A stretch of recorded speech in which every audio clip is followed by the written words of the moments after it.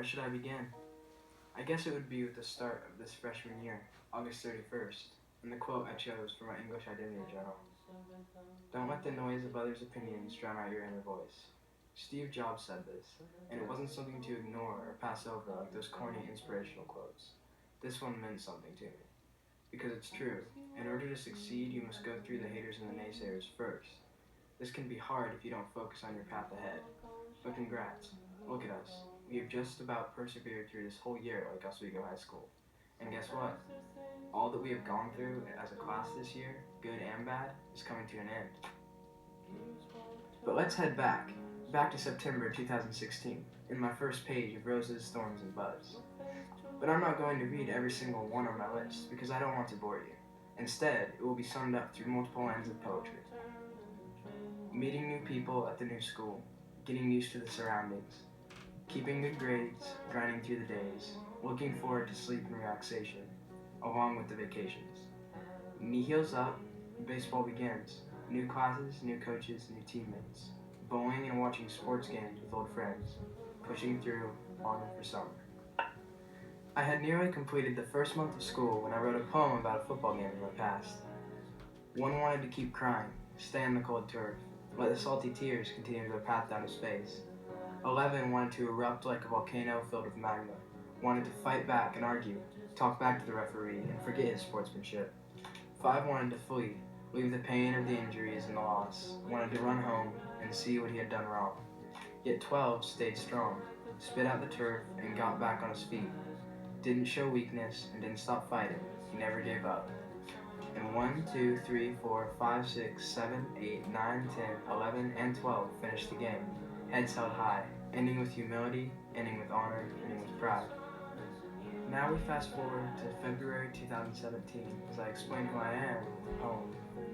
I am the new student, different from everyone else, hidden behind the others, waiting for my moment. I am the unknown shadow, finding a way to prove my worth, moving with the rest. I am the piece of driftwood, flowing with the current, always finding new surroundings. I am the feather in the air, shifting here and there, waiting like a sheep, longing to become a shepherd.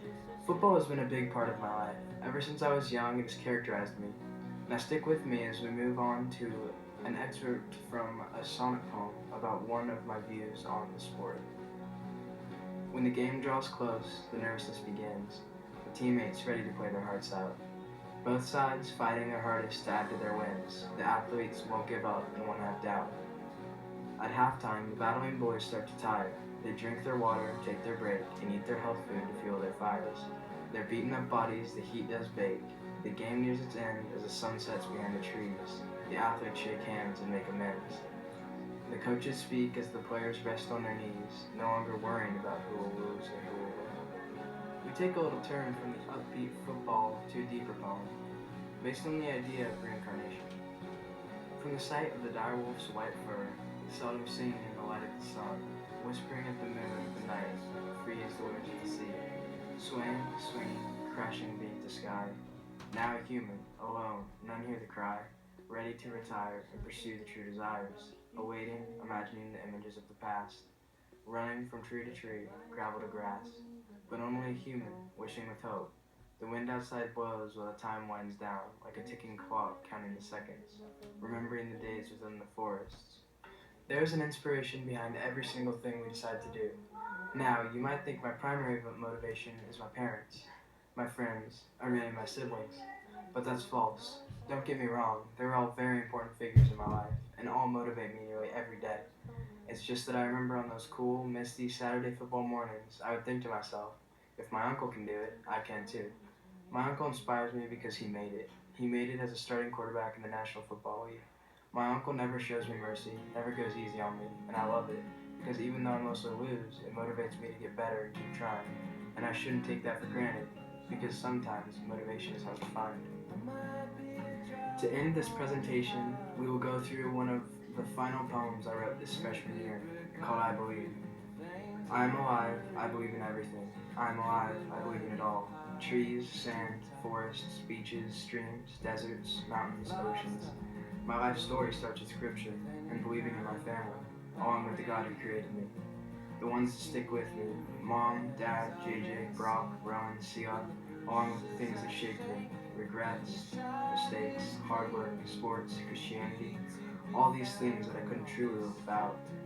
The moves were difficult, from Westland to Bend to Wilsonville to Westland again, and finishing like Oswego. But I believe that because of the trials, I learned that I can adapt fast and learn from the past. I am alive, I believe in everything. I am alive, I believe in it all. Life and death, heaven and hell, good and evil. I believe in heroes and villains, love and hate, strength and weakness.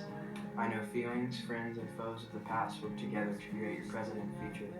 Cold summers, warm winters, hikes in the morning, leaves sprinkled with dew, vacations, camping on the riverside, happy sadness, tears of joy when it's time to go, books, movies, art, teaching me about beginnings and ends, perseverance and hope.